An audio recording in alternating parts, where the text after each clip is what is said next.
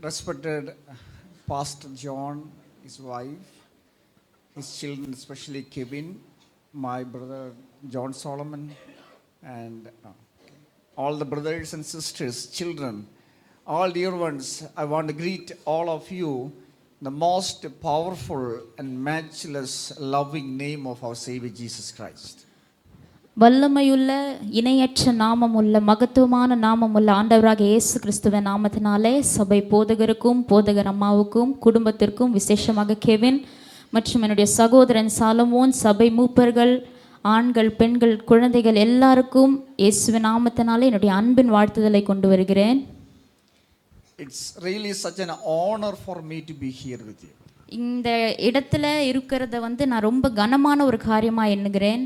So happy to see the church filled with the people excited on this Christmas day. இந்த நல்ல Christmas நாளில் இந்த சபை நிரம்பி இருப்பதை பார்க்கறதுல ரொம்ப மகிழ்ச்சியா இருக்கு எனக்கு. So very happy and moved by seeing all these gift packets here. நீங்க கொண்டு வந்திருக்கதான் இந்த பரிசெல்லாம் எனக்கு ரொம்ப என் இதயத்துக்கு ஏற்றதா எனக்கு அது ரொம்ப மகிழ்ச்சியை கொடுக்குது. This is very unusual in Kerala. You don't see in Kerala churches this kind of things happening. கேரளால இந்த மாதிரி எல்லாம் யாரும் எடுத்துட்டு வர மாட்டாங்க. கேரளா சர்ச்சில் நீங்க இந்த மாதிரி பையெல்லாம் பார்க்க முடியாது. I appreciate your generosity and your heart to give and serve others and honor God's name. உங்களுடைய இரக்க குணத்துக்காகவும் மற்றவர்களுக்கு கொடுத்து உதவ வேண்டும் என்று தேவன் உங்கள் இதயத்தில் வைத்திருக்கிற வாஞ்சைக்காகவும் நான் தேவனை துதிக்கிறேன். Really it's good that I could come so that I could learn so many things from here. இந்த இடத்துல நான் இந்த மாதிரி காரியங்களை கற்றுக்கொண்டது எனக்கு மிகவும் நல்லதாக தோன்றுகிறது. I was very touched by hearing the testimony of your pastor and praise God for such inspiring people. உங்களுடைய போதகருடைய சாட்சி எனக்கு மிகவும் என் வாழ்க்கையை தொட்டுச்சு. அதை நான் கேட்டது எனக்கு அது என் வாழ்க்கையில பல மாற்றத்துக்கு அது காரணமாக இருந்தது. And really want to thank Kevin for the great invitation. இந்த வேளையிலும் கூட கெவின் என்னை அழைத்ததற்காக நான் கெவினுக்கு நன்றி சொல்ல ஆசைப்படுகிறேன். God has great plans for him and we also have great expectation from him. ஆண்டவர் அவனை குறித்து நிறைய திட்டங்களை வைத்திருக்கிறார். அது மாத்திரமல்ல எங்களுக்கும் அவனை குறித்து நிறைய எதிர்பார்ப்புகள் இருக்கிறது. I pray for God's blessings upon this church, upon the ministries here, especially upon Kevin and his ministry. இந்த நாளின் கூடி இந்த சபையை குறித்தும் சபையுடைய ஊழியங்களை குறித்தும் கெவினை குறித்தும் ஆண்டவர் வைத்திருக்கிறதான திட்டங்களுக்காக நான் அதிகமாய் ஜெபிக்கிறேன். On this special day of Christmas, I want to invite your attention to the gospel according to Luke chapter 1. இந்த நாளின் கூடி கிறிஸ்மஸ் ஆராதனையிலே நம்மளுடைய வேதத்தை லூக்கா 1ஆம் அதிகாரத்துக்கு நேராக திருப்பிக் கொள்ளலாம். Luke chapter 1 verses 26 to 45. லூக்கா 1ஆம் அதிகாரம் 26 இருந்து 45 வரை உள்ள வசனங்கள்.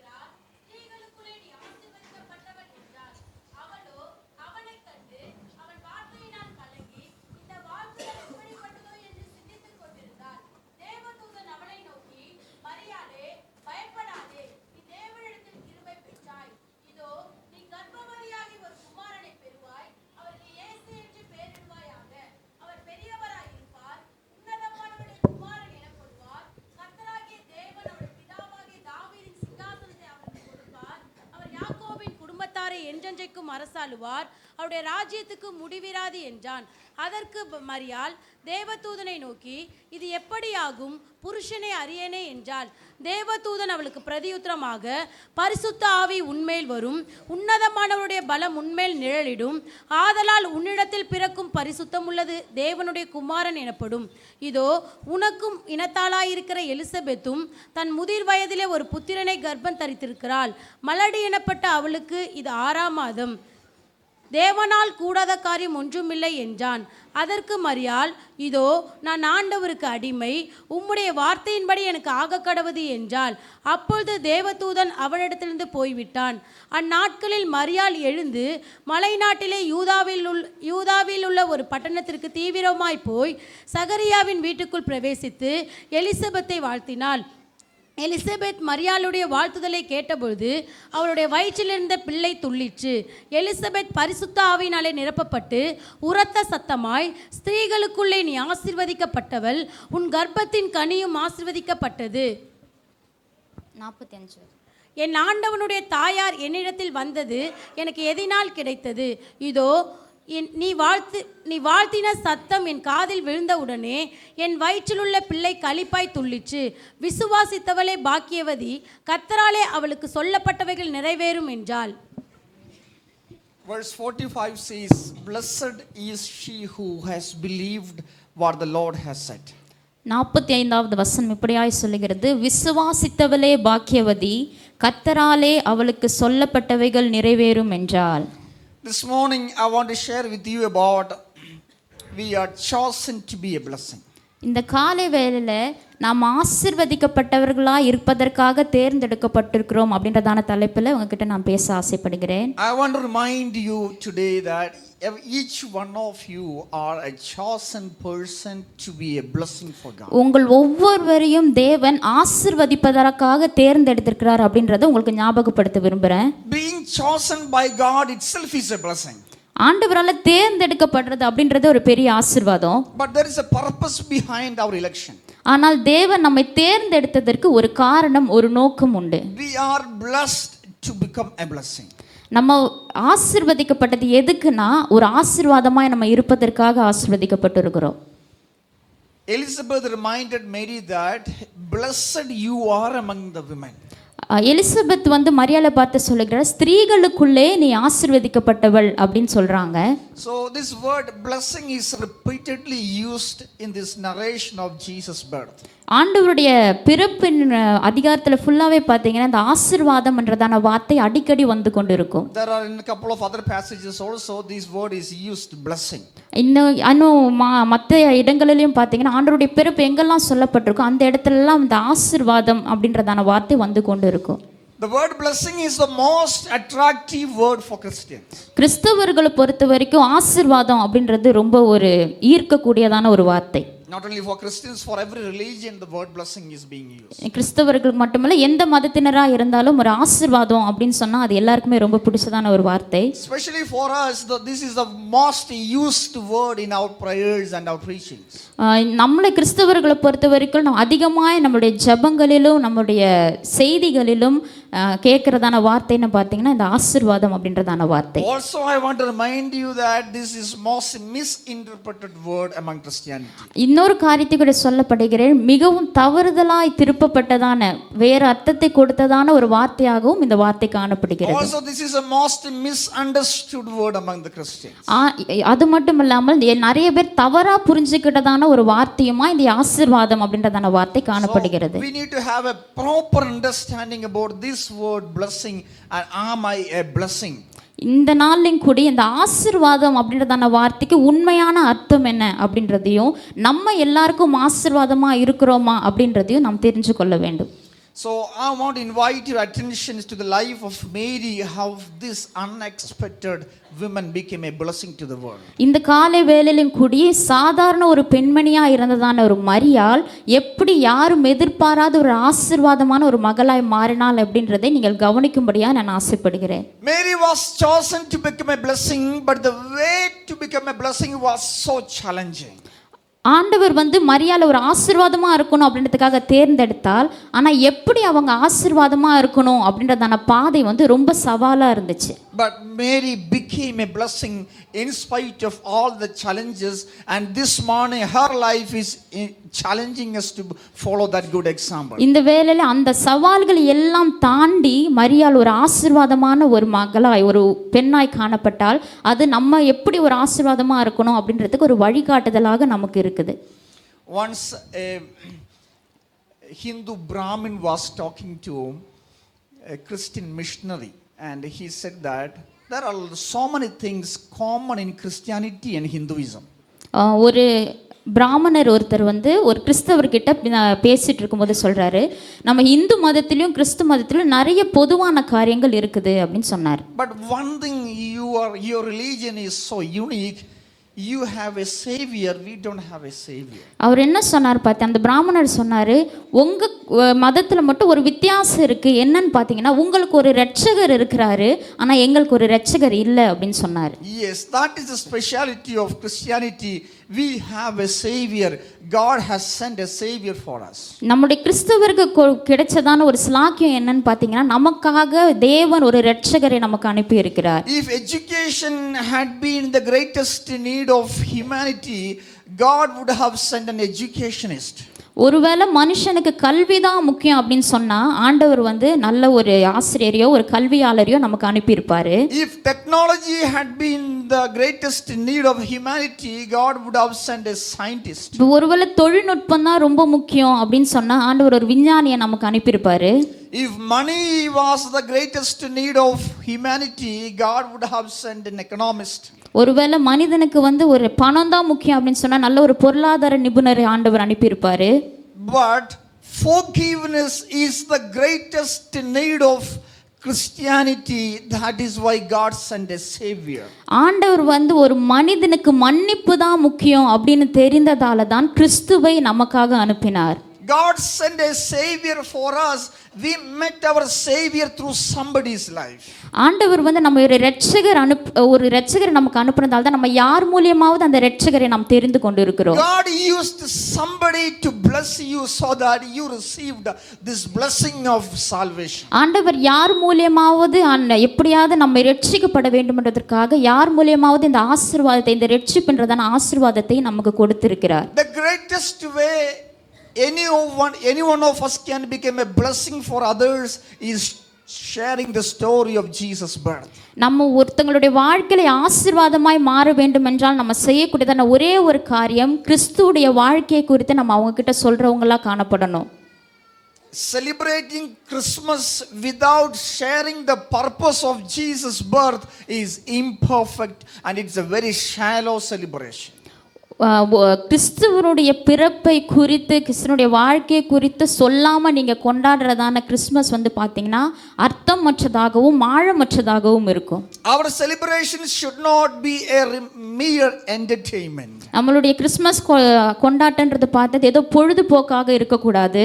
This is the day we really seriously remember the purpose of Jesus' birth and we declare that to the world. இந்த நாளில் கிறிஸ்து எதற்காக பிறந்தார் அப்படின்றதான நோக்கத்தை நாம் தெரிந்து கொண்டு அதை மற்றவர்களுக்கு அறிவிக்கிறவர்களாக நாம் காணப்பட வேண்டும். I will tell you another story. இன்னொரு கதை உங்களுக்கு சொல்லுகிறேன். I share this story especially focusing on the children and young youth here. இங்கே இருக்கிறதான சின்ன பிள்ளைகளுக்காகவும் வாலிபர்களுக்காகவும் இந்த கதையை நான் சொல்லுகிறேன். There was a couple with their children lived. ஒரு அம்மா அப்பா அவங்க குழந்தைகளோடு கூட வாழ்ந்துட்டு இருந்தாங்க. This man husband did not believe in any religion. அந்த அப்பாக்கு வந்து எந்த கடவுள் மேலயும் மதத்து மேலயும் நம்பிக்கை கிடையாது. But he doesn't want anybody to know that. ஆனா அவர் வந்து அது யாருக்கும் தெரியக்கூடாது அப்படின்னு நினைச்சாரு. He acted like a good Christian but he did not believe in God at all. அவருக்கு வந்து ஒரு நல்ல கிறிஸ்தவரா நடிச்சாரு, ஆனா கிறிஸ்தவ மேலயோ எந்த மதத்து மேலயோ அவருக்கு நம்பிக்கை கிடையாது. Some are like that. They act like a good Christian but don't have a close personal relationship with God. இங்க கூட நிறைய பேர் அப்படிதான், ஒரு நல்ல கிறிஸ்தவனாக நடிக்கிறீங்களே தவிர உங்களுக்கு ஆண்டவர்கிட்ட ஒரு நல்ல உறவு கிடையாது. But his wife and children believed in Jesus. ஆனா அந்த அம்மாவும் அந்த குழந்தைகளும் ஆண்டவர் அதிகமாய் நம்பினாங்க. One evening his wife told him, we want to go to the church today. In the church pastor is going to talk about the birth of Jesus. உடனே அவங்க அம்மா சொன்னாங்க அவங்க வீட்டுக்காரர்கிட்ட, இன்னைக்கு வந்து நம்ம சர்ச்சுக்கு போகலாம், இன்னைக்கு அந்த பாஸ்டர் வந்து இயேசுவோட பிறப்பை பத்தி பேச போறாரு அப்படின்னு சொன்னாங்க. She forced him to come with them. அதனால அவங்க அம்மா வந்து நீங்க கண்டிப்பா வந்தே ஆகணும் அப்படின்னு சொல்லிட்டு அவங்க அப்பாவை கட்டாயப்படுத்தி கூட்டு போனாங்க. He replied, how can a wise man believe God lowered himself and became a human being lived in this world? That is ridiculous. I can't accept it. உடனே அந்த அப்பா சொன்னாரு, எந்த ஒரு ஞானமுள்ள மனுஷனாவது அவ்வளோ பெரிய கடவுள் இந்த பூமிக்கு வந்து சாதாரண மனுஷனா பிறந்தார் அப்படின்றத நம்புவாங்களா? இது முட்டாள்தனமா இருக்கு அப்படின்னு சொன்னாரு. And he did not go. His wife and children went for the meeting. அதனால அந்த அப்பா வந்து அந்த சர்ச்சுக்கு போல, அவங்க அம்மாவும் பிள்ளைகளும் அன்னைக்கு சபைக்கு கடந்து சென்றாங்க. He remained at home. After few hours there was a huge storm outside. அவர் வீட்டிலே தங்கியிருந்தாரு. கொஞ்ச நேரத்துக்கு அப்புறம் ஒரு பயங்கரமான சூறாவளி புயல் வெளியே உருவாயிற்று. He heard a huge sound, something hitting on the window. அவர் ஒரு பெரிய சத்தம் ஜன்னல்ல வந்து அடிக்கிற மாதிரி அவர் காதுல விழுந்துச்சு. He opened the door and checked what had happened, and he found some wild geese. It was flying around the house. Our Wild goose, no geese, the big bird. அவர் வந்து பார்த்தீங்கன்னா என்ன சத்தம் கேட்குது அப்படின்னு சொல்லிட்டு அவர் கதவு திறந்து பார்க்கும்போது ஒரு பெரிய பறவை, கூஸ் அப்படின்னு சொல்கிறதான ஒரு பெரிய பறவை வந்து அங்கே சுற்றி பறந்து கொண்டு இருந்துச்சு. These wild birds were flying somewhere because of the storm. They can't move forward, so they are trapped in this farmhouse. அந்த சூறாவளி காற்று அதிகமாக அடிக்கிறதால இந்த பறவைகளால் எங்கேயும் தப்பிச்சு போக முடியல. அது அங்கேயே அவங்க வீட்டு அந்த வெளியவே சுற்றி வந்துட்டு இருந்துச்சு. He thought, I should help this wild birds. உடனே அவர் வந்து சரி நம்ம இந்த பறவைகளுக்கு உதவி செய்யலாம் அப்படின்னு சொல்லிட்டு அவர் நினைச்சாரு. He went out and tried to make some he opened the barn house, the storehouse, and he was trying to somehow make some noise and get the attention of these birds to get inside. உடனே அவர் என்ன நினைச்சார், சரி அவர் வீட்டுக்கு வெளியே இருந்ததான ஒரு அறையில கதவை திறந்து அவங்க எல்லாரையும் அந்த ஒரு சத்தத்தை எழுப்பி அந்த பறவையெல்லாம் அந்த வீட்டுக்குள்ள விட்டு அடைச்சி காப்பாத்திடலாம் அப்படின்னு அவர் பண்ணார். அப்படி But when he made some noise, they got more frightened. அவர் ஒரு சத்தத்தை கொடுத்தோனே அந்த பறவைகள் இன்னுமா பயப்பட ஆரம்பிச்சிருச்சு. Then he went inside the house and brought some food and kept outside and waited for them to come and eat and go inside the barn house. உடனே இவர் வீட்டுக்குள்ள போயிட்டு ஒரு அந்த பறவைகளுக்கு சாப்பிட கொஞ்சம் சாப்பாடு எடுத்துட்டு வந்து அதை அந்த வீட்டு பக்கத்துல வச்சு அதை சாப்பிட்டு அவங்க உள்ள போயிடுவாங்க, அந்த ரூம்குள்ள போயிடுவாங்கன்னு நினைச்சு வெயிட் பண்ணாரு. But none of these geese followed him. ஆனா எந்த ஒரு பறவையும் அவர் பின்பற்றவே இல்லை, அவர்கிட்ட வரவே இல்லை. He really got agitated. He said, why can't they follow me? I'm trying to help them. ஏன் உடனே அவர் ரொம்ப எரிச்சல் அடைஞ்சிட்டு நான் இவங்களுக்கு உதவி செய்யதானே நினைக்கிறேன், அப்புறம் இவங்க என்ன பின்பற்ற மாட்டாங்க அப்படின்னு அவர் ரொம்ப கோவப்பட்டாரு. And also he realized in his heart, if I were only a goose, I could save them. அப்போதான் வந்து அவருக்கு புரிஞ்சுது, நான் அந்த ஒரு பறவையா இருந்தா மட்டும்தான் அந்த பறவைகளை என்னால காப்பாற்ற முடியும் அப்படின்னு சொல்லி. He understood it will not, this wild goose will not follow a human being, rather it may follow another goose. இந்த பறவை வந்து பாத்தீங்கன்னா ஒரு மனிதனை பின்பற்றாது, ஆனா இதுவே இன்னொரு பறவை, அதே ஒரு பறவை சொல்லியிருந்துச்சுன்னா அந்த பறவை என்ன பண்ணிருக்கும், கேட்டிருக்கும். So he went to his barn house, farmhouse, and got his own goose and brought it one, and he put with them. So he made some noise. His goose followed him, then others followed him, so he could save other goose. உடனே அவர் வீட்டில் வளர்த்ததான அந்த பறவையை வந்து வெளியே எடுத்துட்டு வந்து அந்த பறவையை வீட்டுக்குள்ளே போகும்போதே சத்தம் கொடுத்த உடனே அந்த பறவையை பின்பற்றி எல்லா பறவைகளும் உள்ளே போச்சு. Then he understood, a goose will follow another goose. In the same way, man can follow another man. That's why God sent his only begotten son in human form, so that he could identify with us and we could follow him. அவருக்கு அப்போ அந்த காரியம் புரிஞ்சிச்சு, எப்படி ஒரு பறவையை காப்பாற்ற ஒரு பறவையால் தான் முடியுமோ அதனால தான் இந்த மனித குலத்தை காப்பாற்ற பிதாவானவர் தம்முடைய ஒரே பேரான குமாரனை மனித ரூபத்திலே நமக்காக அனுப்பினார் அப்படின்றது அவருக்கு தெரிஞ்சது. That day he confessed his sins and accepted Christ as his savior. அந்த நாளிலே அந்த மனிதன் வந்து பாத்தீங்கன்னா அவருடைய பாவத்தை எல்லாம் அறிக்கை செய்து தேவனை தம்முடைய சொந்த இரட்சகராக ஏற்றுக்கொண்டார். Why did God lowered himself, so became so humble, came down to this world for us? ஏன் கிறிஸ்துவானவர் வந்து நம்மளுடைய தாழ்மையின் கோலமாக மனித கோலமாக இந்த உலகத்துல வந்தார் அப்படின்னு நீங்க நினைக்கிறீங்க? The message of Christmas is all about the birth of a savior, not the birth of a hero. இந்த கிறிஸ்மஸ் அப்படின்றது பார்த்தீங்கன்னா ஏதோ ஒரு பெரிய ஹீரோவுடைய பிறப்பை குறித்ததான கிடையாது, ஒரு இரட்சகர் பிறந்தார் அப்படின்றது தான் இந்த கிறிஸ்மஸ்னுடைய செய்தி. The Christmas communicate God's love for humanity.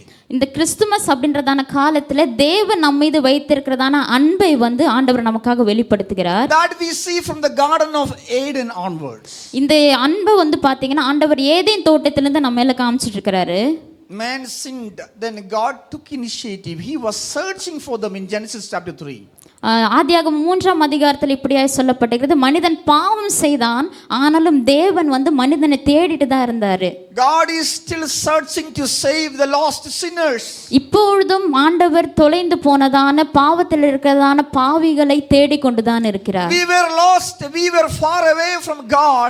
God sent somebody to come and share this good news with us, and so that we could be saved. இந்த நாளிலும் கூடி தொலைந்து போயிருக்கிறதான தேவனை விட்டு தூரமா இருக்கிறதான நம்மை தேவன் தெரிந்து கொள்ளும்படியாகவும் ரட்சிக்கும்படியாகவும் ஒரு நல்ல செய்தியை யார் மூலமாவது நமக்கு அனுப்பி கொண்டிருக்கிறார். This morning I want to remind you, if you are a saved person, you are the most blessed person on this planet earth. இந்த நாளிலும் கூடி நீங்கள் ரட்சிக்கப்பட்டவர்களாய் தேவனை ஏற்றுக்கொண்டவர்களாய் இருந்தீங்கன்னா உங்களை போல ஆசீர்வதிக்கப்பட்டவங்க இந்த உலகத்திலே யாரும் கிடையாது என்பதை நான் சொல்ல முடியும். On this day of Christmas we receive gifts, we give gifts, but we should remember that the greatest gift we received from anybody is the gift of salvation from the Creator God. இந்த நாளின் குடி கிறிஸ்மஸ்ல நம்ம நிறைய பேருக்கு பரிசு கொடுக்கிறோம், நமக்கு நிறைய பேர் பரிசு கொடுக்கறாங்க.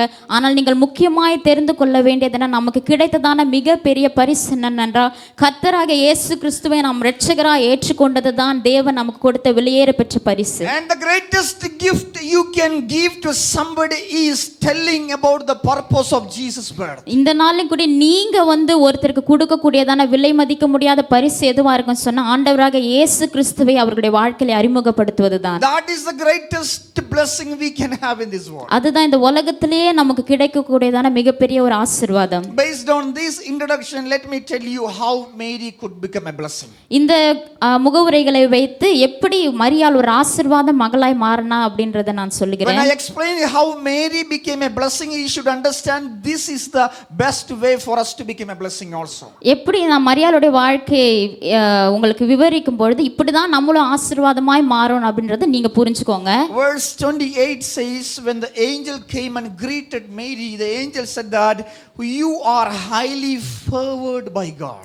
28வது வசனம் இப்படியாய் சொல்லுகிறது, அவள் இருந்த வீட்டில் தேவதூதன் பிரவேசித்து கிருபை பெற்றவளே வாழ்க, கர்த்தர் உன்னுடனே இருக்கிறார், ஸ்திரீகளுக்குள்ளே நீ ஆசீர்வதிக்கப்பட்டவள் என்றான். In Malayalam and Tamil it says kriba, in English it says favor, so we take it as the grace of God, a kriba. மலையாளத்திலும் தமிழிலும் இது கிருபை அப்படின்னு சொல்லப்பட்டிருக்கிறது. So first thing, Mary received God's grace. முதலாவது காரியம் என்னன்னு பார்த்தீங்கன்னா தேவனிடத்தில் கிருபை பெற்றவளாய் மரியாள் காணப்பட்டார். Grace is something which we don't deserve at all. கிருபை அப்படின்னா என்னன்னா தகுதி இல்லாதவங்களுக்கு கிடைப்பது தான் கிருபை. So first way to become a blessing is receiving God's grace. முதலாவது நீங்க ஆசீர்வதிக்கப்பட்டவர்களாய் மாறுவதற்கு முதல் காரியம் என்னன்னு பார்த்தீங்கன்னா நீங்க எல்லாரும் கிருபை பெற்றவர்களாய் இருக்க வேண்டும். Mary did not deserve God's grace at all. மேரிக்கு வந்து மரியாளுக்கு வந்து தேவனுடைய கிருபை பெறுவதற்கான எந்த தகுதியும் கிடையாது. And also it was not easy for Mary to understand what is the meaning of this grace. மரியாளுக்கு வந்து இந்த கிருபை அப்படின்னா என்னன்னு புரிஞ்சு கொள்ளக்கூடிய தன்மை கூட கிடையாது. So I want to talk to you how Mary could receive this grace of God. ஆனா எப்படி எதுவுமே கிருபைனா என்னன்னு தெரியாத ஒரு மரியாள் எப்படி இந்த கிருபையை பெற்றாள் அப்படின்றத உங்ககிட்ட நான் சொல்ல ஆசைப்படுறேன். From the worldly point of view, Mary lived in a very insignificant place, Nazareth. இந்த உலக பிரகாரமா பாத்தீங்கன்னா ஒரு நல்ல ஒரு இடத்துல வாழல மரியாள் வந்து பாத்தீங்கன்னா நாசரேத் அப்படின்றதான இடத்துல வாழ்ந்தாங்க. When we study the history of Palestine, we understand Nazareth was the place of the poor people and the mixed community, Jewish people and the Gentiles, mixed community lived. இந்த நாசரேத் அப்படின்றதான இடம் வந்து பாத்தீங்கன்னா யூதா ஜனங்களும் ஜென்டைல் அப்படின்ற ரெண்டு இனத்தார் சேர்ந்து வாழறதான் இடம். அங்க வந்து பாத்தீங்கன்னா அதிகமா ஏழ்மையான ஜனங்கள் மட்டும்தான் அந்த நாசரேத் என்ற ஊர்ல இருப்பாங்க. Gentiles means non-Jewish people. Gentile அப்படின்றவங்க வந்து யூதர்கள் அல்லாதவர் ஜனங்கள். A pure Jew will not never mingle with a non-Jew, means a person other than Jew. எப்பவுமே யூத ஜனங்கள் வந்து பாத்தீங்கன்னா யூதர் அல்லாத ஜனங்க கிட்ட சேரவே மாட்டாங்க. So Mary lived in the midst of a poor community.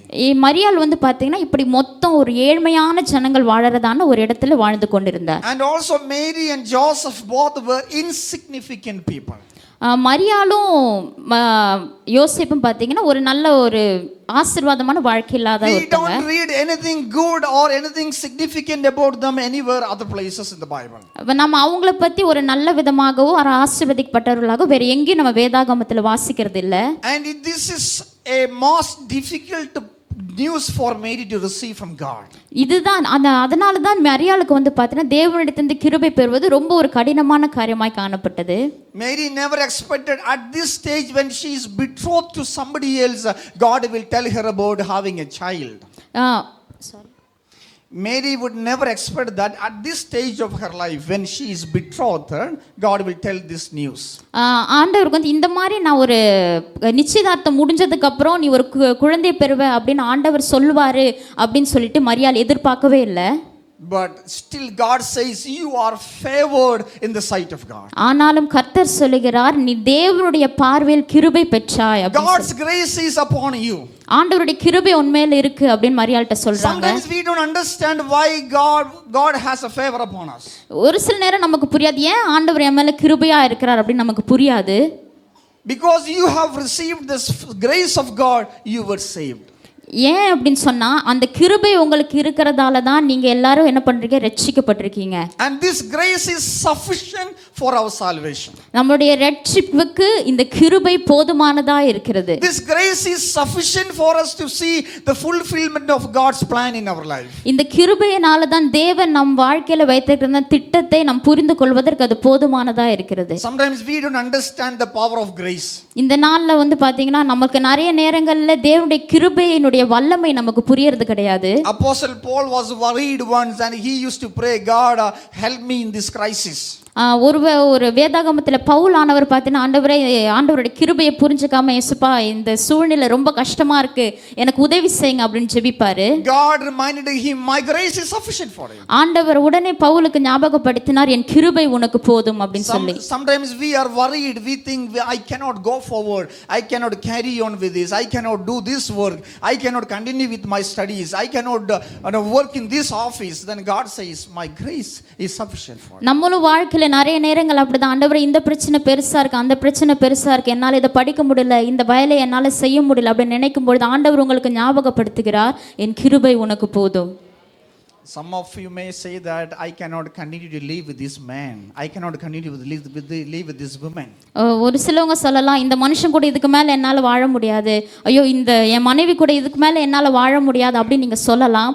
ஆனால் கர்த்தர் உங்களை பார்த்து சொல்கிறார் என் கிருபை உங்களுக்கு போதும். This morning God reminds you my grace is sufficient. இந்த காலை வேளையிலே கர்த்தர் உங்களுக்கு ஞாபகப்படுத்துகிறார் என் தேவனுடைய கிருபை உங்களுக்கு போதும். Some of you parents may say that I cannot really train this child, he is so disobedient, he never listen. God says my grace is sufficient. உங்களுக்கு நிறைய பெற்றோர்கள் சொல்லலாம் என் பிள்ளைக்கு சுத்தமா கீழ்ப்படுதலே இல்லை இவன் என்னால வளர்க்கவே முடியாது அப்படின்னு சொல்லலாம். ஆனாலும் கர்த்தர் சொல்லுகிறார் என் கிருபை உனக்கு போதும். Some of you who are doing some job or business says that I cannot work with this person, I cannot continue with this job. God says my grace is sufficient for you. நீங்க ஒரு இடத்துல வேலை செய்து கொண்டு இருக்கலாம், ஒரு business செய்து கொண்டு இருக்கலாம், ஐயோ இதுக்கு மேல இதை செய்ய முடியாது, என்னால் இதை பண்ண முடியாது, இந்த வேலையில என்னால் இருக்க முடியாது அப்படின்னு நீங்க நினைக்கலாம். ஆனால் கர்த்தர் சொல்லுகிறார் என் கிருபை உனக்கு போதும். When God's angel reminded Mary you have received the grace of God, it means this great grace is sufficient for you to fulfill the plan of God.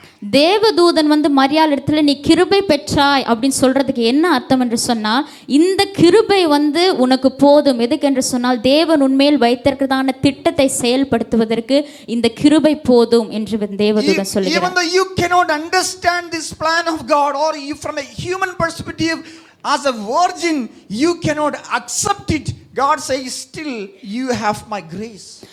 உன்னால் இதை மரியாள் சொல்கிறாரு நீ உன்னால் இதை நம்ப முடியாது தான், ஒரு கன்னி கர்ப்பவதி ஆகிறதுன்றது ஒரு இயலாத காரியம்தான், ஆனாலும் என் கிருபை உனக்கு போதும் அப்படின்னு ஆண்டவர் சொல்லுகிறார்.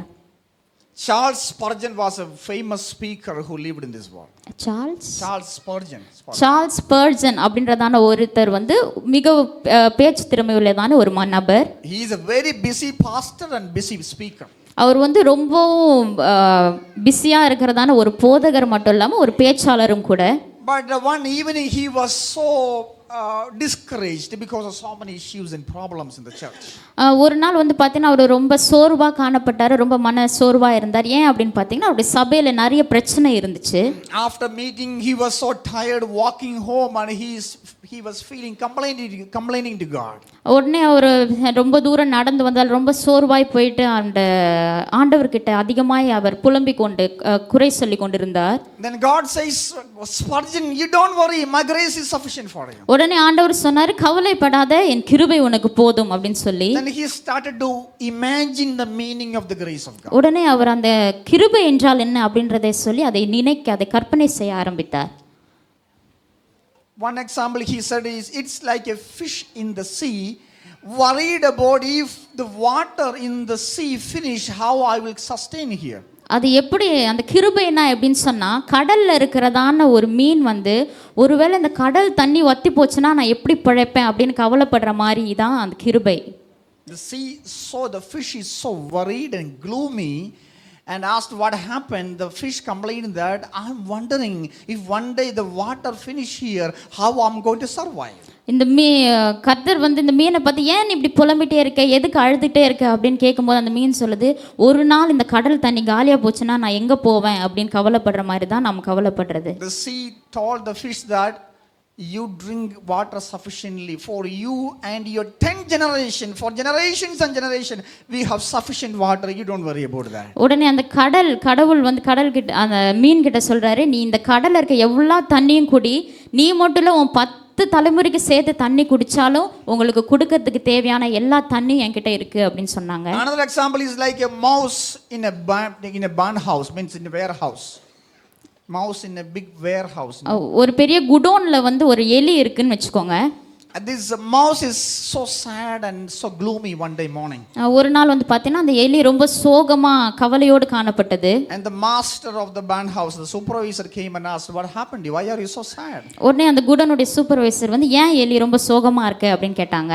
And the mouse complained that I'm wondering if one day the grain here in this barn house finish, how will I survive?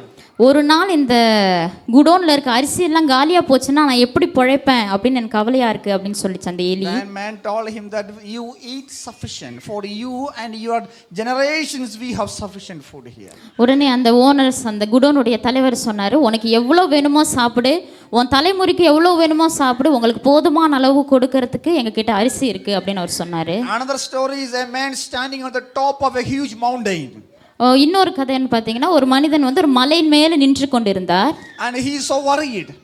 அவர் வந்து ரொம்ப கவலையாய் காணப்பட்டார். Then God asked him, what happened? Why are you sad? உடனே கர்த்தர் அவனை பார்த்து கேட்டார், என்னாச்சுப்பா, ஏன் ரொம்ப சோகமா இருக்க? He said, I'm on the top of the mountain. If one day oxygen finish, then how I will survive? நான் வந்து மலைக்கு மேலே வந்துட்டேன், ஒருவேளை சுவாசிக்கிற ஆக்சிஜன் காற்று இல்லாமல் போயிடுச்சுன்னா நான் எப்படி பிழைப்பேன் அப்படின்னு ஆண்டவரை பார்த்து கேட்டார். God said, hey foolish man, we have sufficient oxygen in the atmosphere. You breathe enough. ஆண்டவர் சொன்னார், முட்டாள் மனிதனே, உனக்கு இந்த உலகத்தில் போதுமான அளவு சுவாச காற்று ஆக்சிஜன் இருக்கு, நீ எவ்வளவு வேண்டும் என்றாலும் சுவாசித்துக்கொள் அப்படின்னு சொன்னார். By imagining these stories, Charles Spurgeon said that this is the grace of God, this is sufficient for us. Only thing is I need not to have unnecessary worry, I just need to receive the grace, that's all. இது இந்த கதையின் மூலமாக அந்த Charles அப்படின்றவர் என்ன சொல்ல விரும்புகிறார் அப்படின்னா, இந்த உலகத்தில் அதிகப்படியான தேவன் நமக்காக அதிகப்படியான கிருபையை வைத்திருக்கிறார், நம்ம தெரிந்து கொள்ள வேண்டியதுன்னா அந்த கிருபையை நாம் பெற்றுக்கொள்ள வேண்டும். This morning the message to Mary is, even though you are from an insignificant place and you are an unimportant person, you don't understand the plan of God, you don't worry, the grace of God is sufficient. ஆண்டவர் இந்த வேளையும் கூட மரியாதை பார்த்து என்ன சொல்லுகிறார் சொன்னா, நீ ஒரு ஏழ்மையான இடத்திலிருந்து வந்திருக்கலாம், உனக்கு எந்த காரியமும் சாத்தியம் இல்லாமல் காணப்படலாம், ஆனாலும் தேவனுடைய திட்டத்தை நிறைவேற்றுவதற்கு என் கிருபை உனக்கு போதும். This morning God is reminding you that God's grace is sufficient for you to go forward. இந்த நாளின் கூட தேவன் உங்களுக்கு ஞாபகப்படுத்த விரும்புகிறார், நீங்கள் முன்னோக்கி செல்வதற்கு, உங்கள் வாழ்க்கையின் வெற்றி அடைவதற்கு என் தேவனுடைய கிருபை உங்களுக்கு போதுமானது. If you really hold on the grace of God, you can become a blessing. இந்த நாளின் கூட தேவனுடைய கிருபையை நீங்கள் இறுதியாய் பற்றி கொண்டீர்கள் என்று சொன்னால் தேவனுடைய வாழ்க்கையில உங்கள் வாழ்க்கையில ஆசீர்வதிக்க அவர் வல்லவராய் இருக்கிறார். Second thing to become a blessing is, இரண்டாவது காரியம், நம்ம ஆசீர்வாதமா இருப்பதற்கான இரண்டாவது காரியம் the presence of God. தேவனுடைய பிரசன்னம். The angel told her that the Lord is with you. அந்த தேவதூதன் மரியாளை பார்த்து சொல்லுகிறார், கர்த்தர் உன்னோடு இருக்கிறார். That is the greatest promise God gave her. அதுதான் தேவன் அவளுக்கு கொடுத்ததான மிகப்பெரிய வாக்குத்தத்தம். I am with you so that my plan will be fulfilled in you and through you. ஆண்டவர் நான் உன் கூட இருக்கிறதால என்னுடைய திட்டம் உன் மூலமாகவும் உனக்காகவும் அது நிறைவேறும் அப்படின்னு சொல்றாரு. When we study the story of Jesus' birth in relation with the Gospel of Matthew and Luke, we understand this family, this couple went through a lot of trouble. இந்த ஆண்டவருடைய பிறப்பின் கதையை நம்ம மத்தேயும் மார்க்லயும் படிக்கும்போது தெரியும், மேரியும் மரியாளும் யோசிப்பு ரொம்ப ஒரு கஷ்டப்பட்ட சூழ்நிலையில காணப்பட்டிருக்கிறாங்க. In Matthew explains that very clearly. They had to move from one place to another place because of fear of Herod. ஏரோது ராஜாவுக்கு பயந்து மரியாளும் யோசேப்பும் அவங்க நாசரேத்திலிருந்து வேற ஒரு ஊருக்கு போக வேண்டிய நிலைமை காணப்பட்டது என்று மத்தேயுல சொல்லப்பட்டிருக்கிறது. They went from Bethlehem to Egypt, Egypt to Nazareth, Nazareth to Galilee. So they were moving from one place to another place because of lot of adversities. அவர்கள் நாசரேத்திலிருந்து பெத்லகேமுக்கும் பெத்லகேமிலிருந்து எகிப்துக்கும் எகிப்திலிருந்து கலிலேயாவுக்கும் இப்படி மாறி மாறி போயிட்டு இருந்தாங்க. Herod tried to harm them. ஏன் அப்படின்னு சொன்னா ஏரோது ராஜா அவர்களை கொலை செய்யும்படியாய் தேடிக்கொண்டிருந்தார். But who protected them? ஆனால் யார் அவர்களை பாதுகாத்தது? God protected them. கர்த்தர் அவர்களை பாதுகாத்தார். God's presence never left them. ஆண்டவருடைய பிரசன்னம் ஒருபோதும் அவர்களை விட்டு விலகவில்லை. This morning God reminds us that God is with you, God is with me. I need not be worried about anything. இந்த காலை வேளையிலும் கூட தேவனுடைய பிரசன்னம், தேவன் உங்களோடு இருக்கிறதால நீங்கள் எதற்கும் கவலைப்பட வேண்டாம் என்று சொல்லி கர்த்தர் உங்களுக்கு சொல்லுகிறார். You may have a loving parents. உங்களுக்கு ஒரு அன்பான பெற்றோர்கள் இருக்கலாம். You may have a very loving caring husband or wife. உங்களுக்கு ரொம்ப அன்பாய் உங்களை நேசிக்கக்கூடிய பராமரிக்கக்கூடிய கணவன் இருக்கலாம். Your close friend will tell you that don't worry, I will never leave you, I will always remain with you.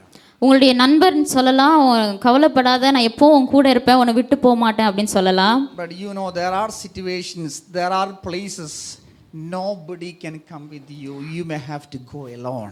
ஒரு காரியத்தை நன்றாக புரிந்து கொள்ளுங்கள், சூழ்நிலைகள் ஏற்படும் காலங்களில் நம்ம எல்லா சூழ்நிலையும் நம்மை விட்டு செல்வார்கள், நாம் தனியாக தான் இருக்க வேண்டும். For example, when you are going for a visa interview, do you think your dad and mom can come with you inside the office? ஒரு எக்ஸாம்பிள் சொல்கிறேன். நீங்கள் ஒரு விசா இன்டர்வியூக்கு போகணும், ஒரு பாஸ்போர்ட் ஆஃபீஸ்க்கு போகணும் அப்படின்னு சொன்னால் அதுக்குள்ளே உங்கள் அப்பா அம்மா வர முடியும்னு நினைக்கிறீங்களா? When you go to the exam hall to write the exam, do you think that your friend will come and sit with you? Exam எழுதும்போது உங்கள் ஃப்ரெண்டு உங்கள் பக்கத்தில் உட்காருவாருன்னு நினைக்கிறீங்களா? When you are taken to the ICU, do you think that somebody can come and lay with you? நீங்கள் ஐசியூவில் போய் பெட்டில் இருக்கும்போது உங்கள் கூட யாராவது படுப்பாங்கன்னு நினைக்கிறீங்களா? There are so many places, so many situations where nobody can come with us. இந்த உலகத்தில் நிறைய சூழ்நிலை இருக்குது. அந்த நிறைய சூழ்நிலையில் நம்ம கூட யாரும் வர முடியாத தனிமையில் இருக்கதான நிறைய நேரங்கள் நமக்கு இருக்கிறது. But it's very hard for us to survive without somebody with us. ஆனால் யாராவது ஒருத்தர் நம்ம கூட இல்லை அப்படின்னா இந்த உலகத்தில் பிழைப்பது அப்படின்றது ரொம்ப ஒரு கூடாத காரியம். Nobody to talk, nobody to comfort, nobody to encourage. That is very difficult. ஒரு நம்மளை கிட்ட பேசுறதுக்கு யாரும் இல்லை, நம்மளை பராமரிக்கிறதுக்கு யாரும் இல்லை அப்படின்னு சொன்னா இந்த உலகத்துல வாழுறது அப்படின்றது ரொம்ப கூடாத காரியம். Here comes the greatest promise of God to us is I am with you. The Lord is with you. You will be never alone anywhere in this world. இந்த காலை வேளை தேவனுடைய வாக்குத்தத்தம் இப்படியாய் சொல்லுகிறது, நான் உங்களோடு இருக்கிறதால நீங்கள் எப்பொழுதும் கைவிடப்பட்டவர்களாகவோ தனிமையில காணப்பட மாட்டீங்க அப்படின்னு தேவனுடைய வார்த்தை சொல்லுது. In Psalm 23 says God told him, I will walk with you, I will be with you when you walk through the valley of darkness. சங்கீதம் 23 இப்படியாய் சொல்லுகிறது, நீ மரண இருளின் பள்ளத்தாக்கில் நடந்தாலும் நான் உன்னோடு கூட இருப்பேன் அப்படின்னு சொல்லிட்டு. That is the right word. மரண இருளின் பள்ளத்தாக்கில், மரண கூரிருள் தாழ்வரையில், மரண நிழலின், God is with you there. மரண இருள் பள்ளத்தாக்கு அப்படின்றாலும் அந்த இடத்துல கூட தேவன் உங்களோடு கூட இருக்கிறார். Even though Mary, you are from an insignificant place, you are an unimportant person, you don't worry about this plan of God. I am with you. மரியாள் கிட்ட ஆண்டவர் சொல்கிறார், நீ ஒரு தாழ்த்தப்பட்ட இடத்துல இருக்கலாம், ஒரு ஆசீர்வாதம் இல்லாத இடத்துல இருக்கலாம், ஆனாலும் கர்த்தர் சொல்கிறார் தேவனுடைய திட்டம் முன்னேறத்தில் நிறைவேறுவதற்கு நான் உன் கூட இருந்தா போதும் அப்படின்னு சொல்லி. This is the greatest promise Lord Jesus gave to his disciples. இதுதான் தேவன் அவருடைய சீஷர்களுக்கு கொடுத்ததான மிகப்பெரிய ஒரு வாக்குத்தத்தமும் கூட. When he commissioned them, he told them that you go into all world, I will be with you. ஆண்டவர் சீஷர்களை பார்த்து சொன்னார், நீங்க இந்த உலகம் முழுவதும் போக நான் உங்களோடு கூட இருப்பேன் என்று தேவன் வாக்குத்தத்தம் I கொடுத்தார். want you to have a strong assurance about God's never leaving presence with you. இந்த வேளை நீங்க எல்லாரும் ஒரு காரியத்தை உறுதியாய் தெரிந்து கொள்ள வேண்டும், தேவன் ஒருபோதும் எந்த சூழ்நிலையிலும் உங்களை விட்டு பிரிகிறதான கர்த்தர் கிடையாது. Then third thing to become a blessing is divine power. மூன்றாவது காரியம் நீங்கள் ஒரு ஆசீர்வாதமா இருக்க முக்கியம்னு பார்த்தீங்கன்னா தெய்வீக வல்லமை. You know, when Mary heard this good news, she did not feel it as a good news at all. ஏன் அப்படின்னு சொன்னா தேவதூதன் மரியாள் கிட்ட இந்த நல்ல செய்தியை சொல்லும்போது மரியாளுக்கு அது ஒரு நல்ல செய்தியாவே தோணல. Actually, she felt it as a very shocking bad news. அவங்கள மரியாளை பொறுத்த வரைக்கும் இது ஏதோ ரொம்ப அதிர்ச்சியான ஒரு கெட்ட செய்தியா தான் இருந்துச்சு. Why I say that, if she go and tell her mom or dad or somebody, God told me I'm going to have a child soon, none of them will accept or understand that. ஏன் அப்படின்னு சொன்னீங்கன்னா மரியாள் ஒருவேளை அவங்க அம்மா கிட்டயோ அப்பா கிட்டயோ இல்லை வேறு யார்கிட்டயோ போய் இந்த மாதிரி கடவுள் சொன்னாரு எனக்கு குழந்தை பிறக்க போகுது அப்படின்னு சொன்னா அதை புரிந்து கொள்ளவோ அதை ஏற்றுக்கொள்ளவோ யாருமே தயாரா இருந்திருக்க மாட்டாங்க. Mary really got troubled in her heart, confused in her heart. மரியாள் உண்மையாகவே தங்களுடைய மனதில் குழப்பத்தோடும் வேதனையோடும் காணப்பட்டாங்க. Grace of God is great. ஆண்டவருடைய கிருபை பெரியதுதான். The presence of God is great. தேவனுடைய பிரசன்னம் பெரியதுதான். But the plan of God is not easy to understand. ஆனால் தேவனுடைய திட்டம் என்பது ரொம்ப சுலபமா புரிந்து கொள்ள முடியாது. Mary got troubled and asked, why I am chosen? மேரி மரியாள் கேக்குறார், ஏன் என்ன தேர்ந்தெடுத்தீங்க ஆண்டவரே அப்படின்னு கேக்குறாங்க. Mary got troubled in her heart and said, what is this? மரியாள் அவருடைய இருதயத்துல என்ன இது அப்படின்னு சொல்லி ரொம்ப குழம்பி காணப்படுறாங்க. Mary got afraid, what is going to happen? மரியாள் என்ன நடக்க போகுது, எப்படி இருக்க போகுது அப்படின்னு அது ரொம்ப குழம்பி போய் இருக்கிறாங்க. Mary got the greatest question, how this will happen? இன்னும் ஒரு மிகப்பெரியதான கேள்வி மரியாள் கிட்ட இருந்துச்சு, இது எப்படி நடக்கும் அப்படின்னு சொல்லிட்டு. Because this never happened in human history. ஏன் அப்படின்னு சொன்னால் மனித சரித்திரத்திலே இப்படி ஒரு காரியம் நடந்தது கிடையாது. So when we hear the plan of God, the first question comes to our mind is how this will happen. இந்த காலை வேளையிலும் கூட எதனா தேவனுடைய திட்டம் உங்களுக்கு தெரியுது, உங்க ஆண்டவர் உங்ககிட்ட சொன்னார் என்று சொன்னால் உங்கள் மனதில் வருகிறதான முதல் கேள்வி இது எப்படி நடக்கும். Having questions is human, nothing to worry about any questions. கேள்வி கேட்பது என்பது மனிதனுடைய இயல்பு, அதை குறித்து கவலைப்பட வேண்டாம். A person seriously rationally think will have questions. யார் ரொம்ப ஒரு வாழ்க்கையை ரொம்ப முக்கியமா ரொம்ப எல்லா விதத்திலும் யோசிக்கிறாங்களோ அவங்களுக்கு கண்டிப்பா கேள்விகள் வரும். But we should not end with the question. That question should be a beginning of your search for the answers. அந்த கேள்வியோடு நீங்க முடிக்க கூடாது. அந்த கேள்வி பாத்தீங்கன்னா நிறைய பதிலுக்கான தொடக்கமாய் காணப்பட வேண்டும். Mary raised this question to the angel, not to anybody else. மரியாள் இந்த கேள்விகள்லாம் பாத்தீங்கன்னா தேவதூதன் கிட்ட மட்டும்தான் கேட்டாங்க, வேற யார்கிட்டயும் கேட்கவில்லை. The best person for you to raise your questions is God, who has a plan for your future. உங்களுக்கு நிறைய கேள்விகள் இருக்கும் அப்படின்னு சொன்னால் அதை கேட்பதற்கு தகுதியான ஒரே ஒரு ஆள் யாருன்னு பார்த்தீங்கன்னா உங்களுக்கு திட்டத்தை கொடுத்த தேவனிடத்தில் மட்டும்தான் நீங்க கேட்க வேண்டும். If in this morning you are sitting in this church with certain questions in your heart, இந்த காலை வேளையில இந்த சபையில உங்கள் இருதயத்தில் நிறைய கேள்விகளோடு நீங்கள் உட்கார்ந்திருப்பீர்கள் என்று சொன்னால், we shall read verses 35 to 37.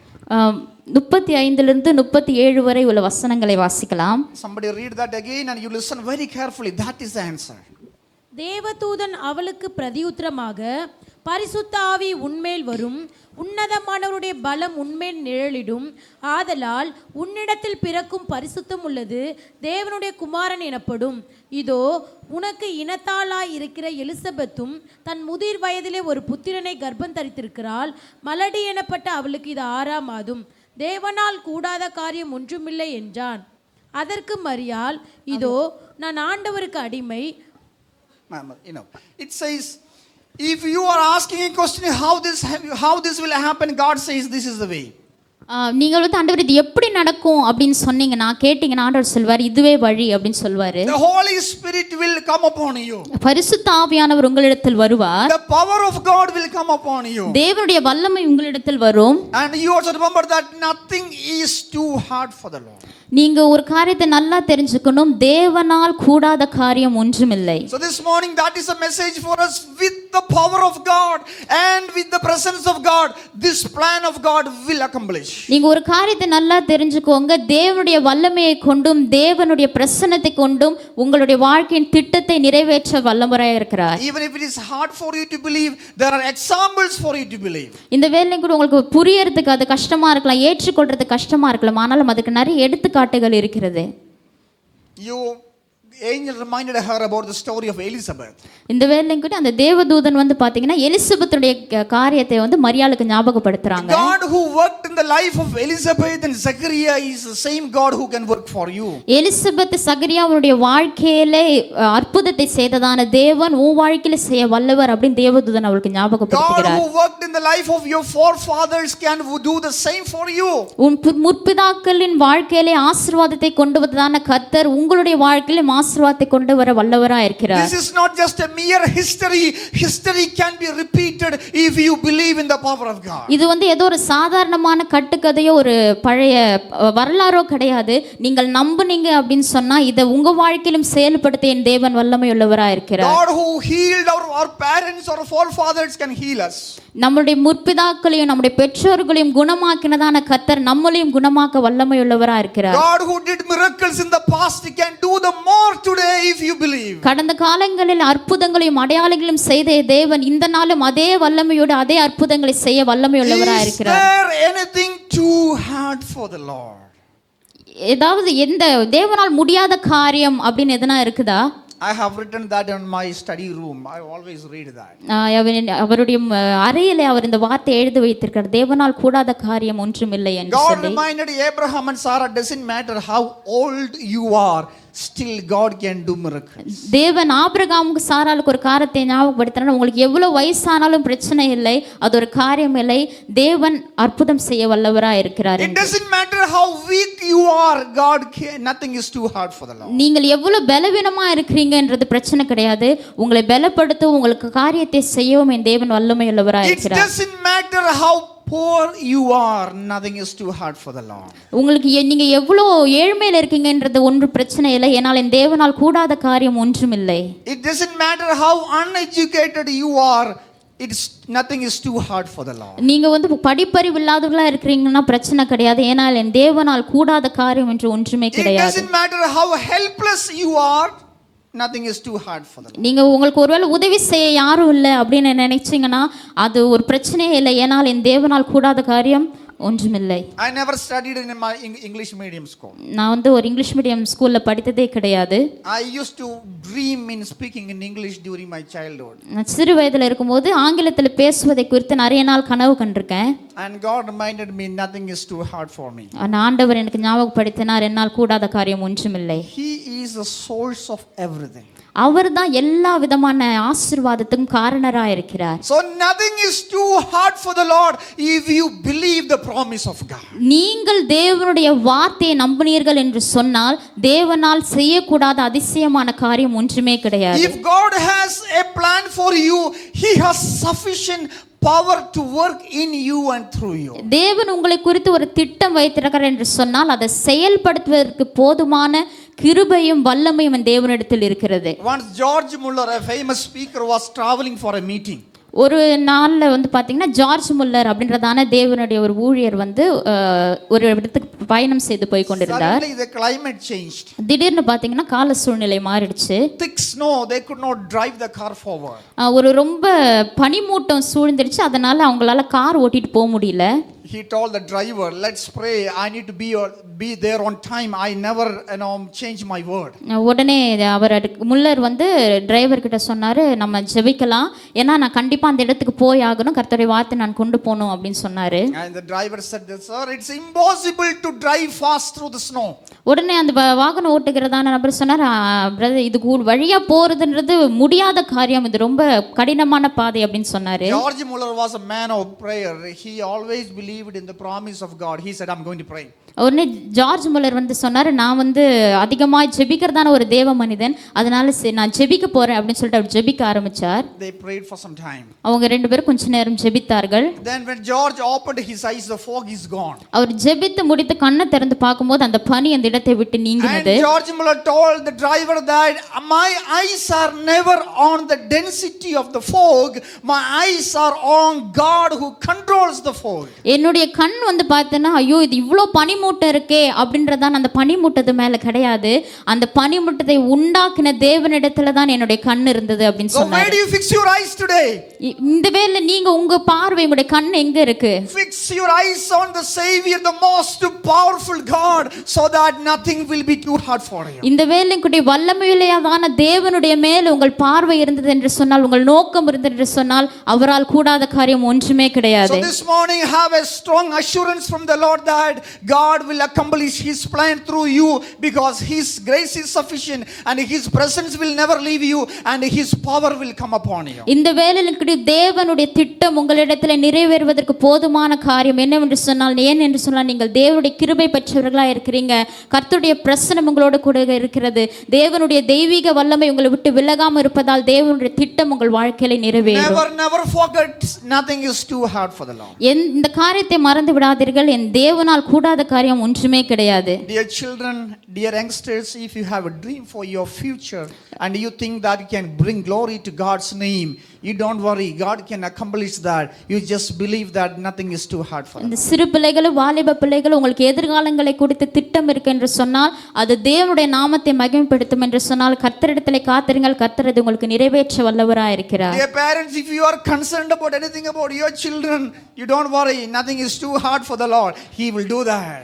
பெற்றோர்கள் உங்கள் பிள்ளைகளை குறித்து கவலையோடு காணப்படுறீங்களா, இது எப்படி நடக்கும்னு யோசித்து கொண்டிருக்கிறீங்களா, கவலைப்படாதீர்கள், என் தேவனால் கூடாத காரியம் ஒன்றுமில்லை. So God reminded, angel reminded Mary that it's not by your power, by divine power you will become a blessing. தேவதூதன் மரியாளை பார்த்து சொன்னார், உன்னுடைய வல்லமையினால் அல்ல, தேவனுடைய தெய்வீக வல்லமையினால் இந்த காரியம் உனக்கு நடக்கும் என்று சொன்னார்.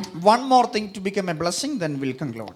இன்னும் ஒரு காரியத்தை மட்டும், நீங்கள் ஆசீர்வாதமா இருப்பதற்கு ஒரு காரியத்தை மட்டும் சொல்லி முடிக்கிறேன். When Mary heard all this assurance through the angel, இந்த வார்த்தைகள் எல்லாம் தேவதூதன் கேட்டதுக்கு அப்புறம், Mary did not say that idea is good, your plan is good, please find somebody else. மரியாள் வந்து திட்டம்லாம் நல்லா இருக்கு, நீங்க வேற ஆளை பார்த்துக்கோங்க அப்படின்னு சொல்லல. Because I cannot understand this all. ஏன்னா இதெல்லாம் என்னால புரிஞ்சுக்க முடியல அப்படின்னு மரியாள் சொல்லவில்லை. You know, I am a virgin. If this all will happen to me, my future is gone. நான் வந்து ஒரு கன்னி, இந்த காரியம் எனக்கு நடந்துச்சுன்னா என் வாழ்க்கையே போயிடும் அப்படின்னு அவங்க சொல்லல. I'll be out of my family. என் குடும்பம் என்ன வெளியே தள்ளிடுவாங்க. I'll be out of my community. என்னுடைய இனத்தார் என்ன ஒதுக்கிடுவாங்க. I'll be out of my church. என்னுடைய சபை என்ன ஒதுக்கிடும். Definitely Joseph will divorce me. கண்டிப்பா யோசேப்பு என்ன வேணாம்னு சொல்லிடுவாரு. By saying yes to you, I don't want to trouble my future. உங்களுக்காக நான் வந்து என் வாழ்க்கையை பறி கொடுக்க முடியாது. But Mary did not say that. இந்த வார்த்தைகளை மரியாள் சொல்லவில்லை. Mary said, yes, I surrender. மரியாள் சொன்னால், சரி ஆண்டவரே, நான் என் வாழ்க்கையை ஒப்பு கொடுக்கிறேன் அப்படின்னு சொன்னாங்க. That response of Mary proved that God did not choose the wrong person.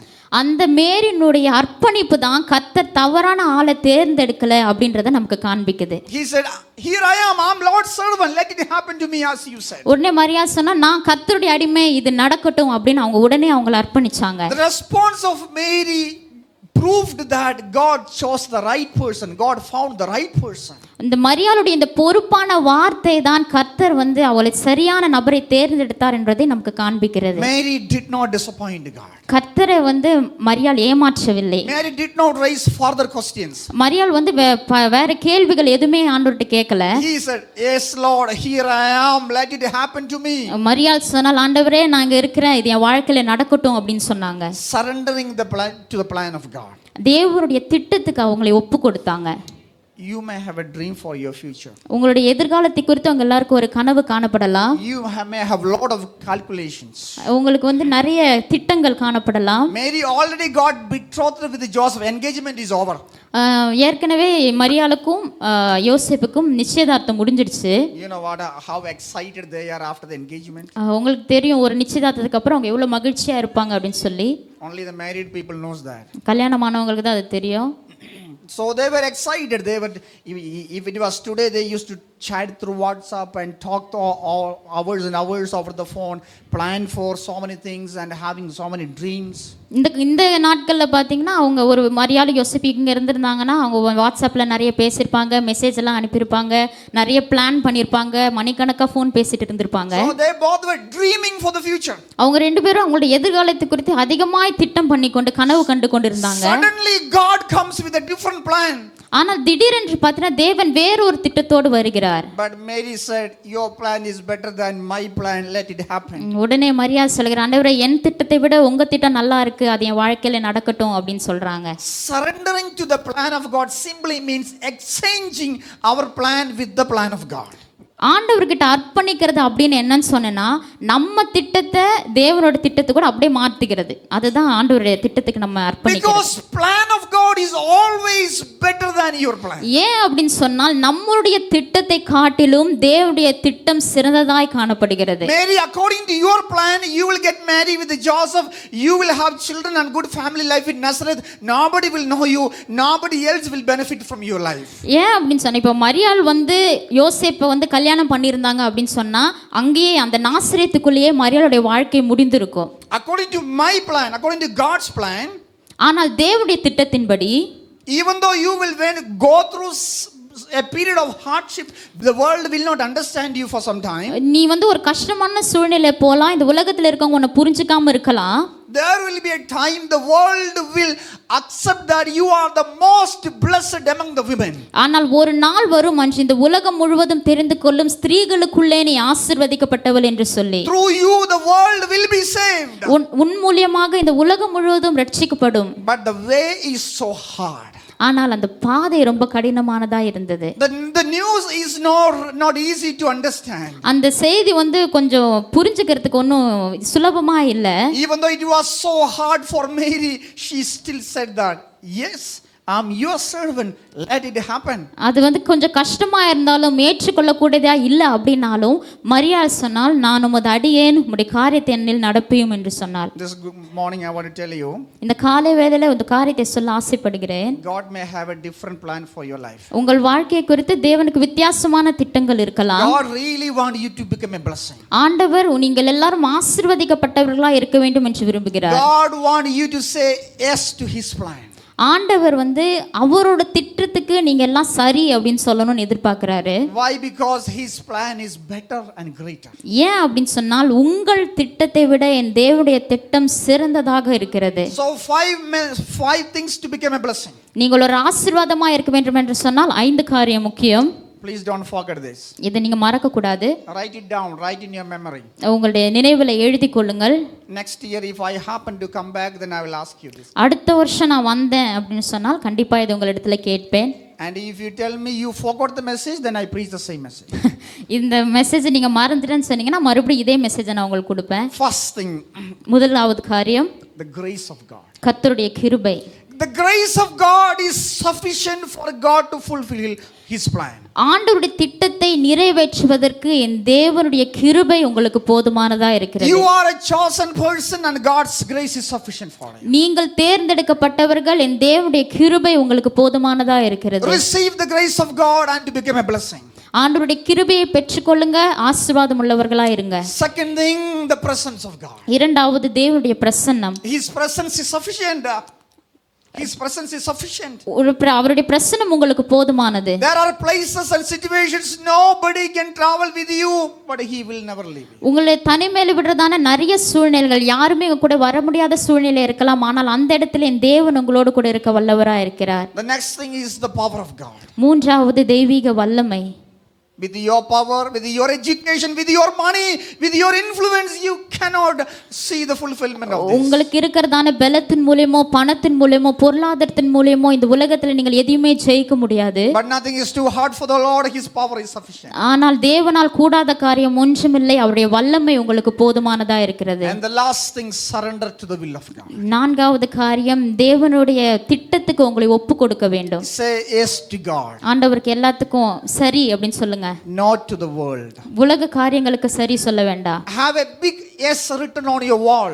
உங்களோட செவுத்துல பெருசா ஒரு சரி அப்படின்னு எழுதி வைங்க. Yes to God always. ஆண்டவரே நீங்க என்ன சொன்னாலும் சரி அப்படின்னு சொல்லுங்க. Even though God, I don't understand this, but I want to say yes. ஆண்டவரே எனக்கு என்ன திட்டம்னு புரியலனா கூட பரவாயில்ல சரி அப்படின்னு சொல்லுங்க. The first Protestant missionary who came to India was Bartholomew Ziegenbalg. இந்தியாவுக்கு வந்ததான முதல் மிஷனரி யாருன்னு பாத்தீங்கன்னா Bartholomew Ziegenbalg. You know which state he came? எந்த ஊருக்கு வந்தான்னு தெரியுமா? Tharangambadi, your place, you know. உங்களுடைய இடம், அதனால உங்க எல்லாருக்கும் தெரியுது. You know the first Indian language got a Bible. எந்த இந்திய மொழியில முதலாவது வேதாகம் மொழிபெயர்க்கப்பட்டதுன்னு தெரியுமா? உங்களோட லாங்குவேஜ் தானே. So you should be so proud of that. அதனால நீங்க எல்லாரும் பெருமைப்பட வேண்டும் நம்ம மொழியில. more responsible. அது மட்டும் இல்ல, நீங்க அதை குறித்து பொறுப்புள்ளவர்களாகவும் இருக்க வேண்டும். Thomas came to Kerala in the first century. தோமா வந்து பாத்தீங்கன்னா முதலாம் நூற்றாண்டில கேரளாவுக்கு வந்தார். But he did not bring a Bible. ஆனா அவர் பைபிள் எடுத்துட்டு வரல. And you are the people got the Bible first. ஆனா நீங்க தான் ஆசீர்வதிக்கப்பட்டவர்கள், அதனால தான் உங்க மொழியில உங்களுக்கு முதல்ல பைபிள் கிடைச்சிருக்கு. Read it very well and explain to others, don't. அதனால அதை தெளிவாய் படித்து மற்றவர்களுக்கு சொல்லிக் கொடுங்க. When Bartholomew Ziegenbalg came to India, he did not understand what is going to happen. Ziegenbalg இந்தியாவுக்கு வரும்போது அவருக்கு தெரியும் என்ன நடக்க போகுது அப்படின்னு அவருக்கு தெரியல. King of Denmark said that India need a missionary, can you go? He said yes, I'm going. டென்மார்க்ல தான் அரசர் கேட்டார், இந்தியாவுக்கு ஒரு மிஷனரி போணும், நீ போறியா அப்படின்னு சீகன்பால்க் கிட்ட கேட்டார். உன்னை சீகன்பால்க் சரி நான் போகிறேன் அப்படின்னு சொன்னார். Tharangambadi, the people of the Tharangambadi did not receive him very well. தரங்கம்பாடியில் அவர் வந்து இறங்கின உடனே அங்க இருக்கிறதான ஜனங்கள் அவரை ஏற்றுக்கொள்ளவில்லை. He had so many problems, health issues, financial problems one after another. அவருக்கு நிறைய பிரச்சனை வந்துட்டே இருந்துச்சு. உடல் ரீதியா பிரச்சனை இருந்தது, பொருளாதார பிரச்சனை வந்தது, இப்படி பிரச்சனைக்கு மேல பிரச்சனை வந்துட்டே இருந்துச்சு. But he lived only 10 years here. ஆனால் ஒரு 10 வருடம் மாத்திரம் தான் அவர் இங்கு வாழ்ந்தார். But he contributed a great for the coming generation. ஆனால் வருங்கால தலைமுறைக்காக அவர் மிகப்பெரியதான ஒரு இதை செய்தார். It was hard for him to say yes to God, but his life proved that he did not make a mistake by saying yes to God. ஆண்டவர்கிட்ட ஒரு சரி அப்படின்னு சொல்றது அவர் கொஞ்சம் கஷ்டமா தான் இருந்தது.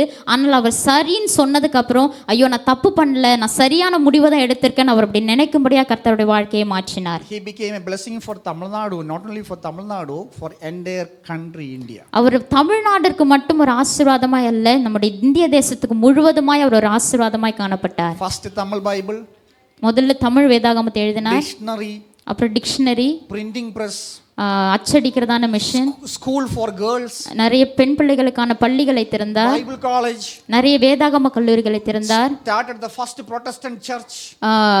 ஐபிசி மாதிரி ஒரு பெரிய சபை ஆரம்பிச்சார். So he did not do a mistake. ஏன்னா அப்ப இதெல்லாம் செய்வதற்கு காரணம் என்ன சொன்னா அவர் தவறு செய்யவில்லை அப்படின்னு அவருக்கு தெரிஞ்சது. I exhort you and encourage you this morning, say yes to God's will, exchange your plan with God, you will not be ashamed in the future. இந்த காலை வேளையில உங்களுடைய திட்டத்தை தேவனிடத்துல கொடுத்துட்டு தேவனுடைய திட்டத்தை வாங்கி கொள்ளுங்கள், சரின்னு சொல்லுங்க, கர்த்தர் உங்களை ஒருபோதும் வெட்கப்படுத்த மாட்டார். 15 years ago I said yes to God and went to Bible college and studied. Throughout all these 15 years I never felt that I did a mistake. 15 வருடத்துக்கு முன்னாடி என் தேவனிடத்துல சரி அப்படின்னு சொல்லிட்டு நான் இந்த வேதாகம கல்லூரிக்கு வந்தேன். இன்னைக்கு வரைக்கும் அதை குறித்து வெட்கப்படவோ வேதனைப்படவோ இல்லை. கர்த்தர் என்னை அதை ஆசீர்வாதமாய் வைத்திருக்கிறார். 33 years ago your pastor said yes to God. He came to this place and God blessed him. He became a blessing for you and he never felt that was a mistake. 33 ஆண்டுகளுக்கு முன்பு நம்முடைய போதகர் தேவனிடத்துல சரின்னு சொன்னார். அதனால் ஆண்டவர் இன்னைக்கு நம்முடைய இத்தனை பேருக்கும் அவர் ஒரு ஆசீர்வாதமாய் வைத்திருக்கிறார். So they receive the grace of God. So அதனால் நீங்க கிருபையை பெற்றுக்கொள்ளுங்க. Experience the presence of God. தேவனுடைய பிரசன்னத்தை உணர்ந்து கொள்ளுங்க. Be sure about the power of God. தேவனுடைய வல்லமை குறித்து உறுதி உள்ளவர்களாய் இருங்கள். Surrender to the will of God. தேவனுடைய திட்டத்துக்கு உங்களை அர்ப்பணியுங்கள். He will become a blessing. நீங்கள் கண்டிப்பா ஒரு ஆசீர்வாதமானவர்களாய் காணப்படுவீர்கள். The world will remember you. கர்த்தர் உங்களை ஆசீர்வதிப்பார். May God bless you. Amen.